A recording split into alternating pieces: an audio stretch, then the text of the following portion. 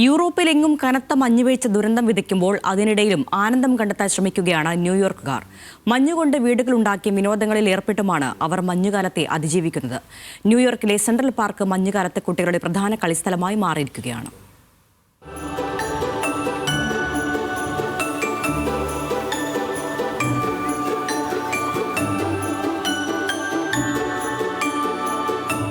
മഞ്ഞുകാലത്തിന്റെ ദുരിതം പറഞ്ഞ് വീടുകൾക്കുള്ളിൽ ഇരിക്കേണ്ടതില്ലെന്ന തീരുമാനത്തിലാണ് ന്യൂയോർക്കുകാർ. മഞ്ഞുകട്ടകൾ വാരിയെറിഞ്ഞും മഞ്ഞുകൊണ്ട് ശില്പങ്ങളും വീടുകളും ഉണ്ടാക്കിയുമാണ് കുട്ടികൾ മഞ്ഞുകാലത്തെ വരവേൽക്കുന്നത്. കുട്ടികളുമൊത്ത് സെൻട്രൽ പാർക്കിലെത്തി മാതാപിതാക്കളും വിശ്രമവേളകൾ ആനന്ദകരമാക്കുകയാണ്. മഞ്ഞിലൂടെ സ്ലൈഡിംഗ് ചെയ്തുകൊണ്ട് റൈഡുകളിൽ കയറിയ ഫീലിലാണ് കുട്ടികൾ. ചിലർ മഞ്ഞുകട്ടകൾ നിർമ്മിക്കുന്ന തിരക്കിലാണ്. മറ്റു ചിലരാകട്ടെ യുദ്ധത്തിലെ പോരാളികളെ പോലെ മഞ്ഞുകട്ടകൾ ആയുധമാക്കി പോരാട്ടത്തിലാണ്.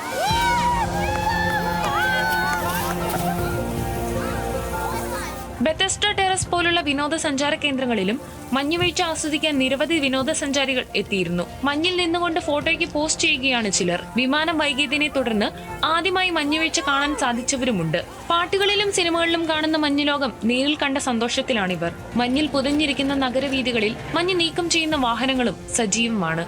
International desk, news Malayalam.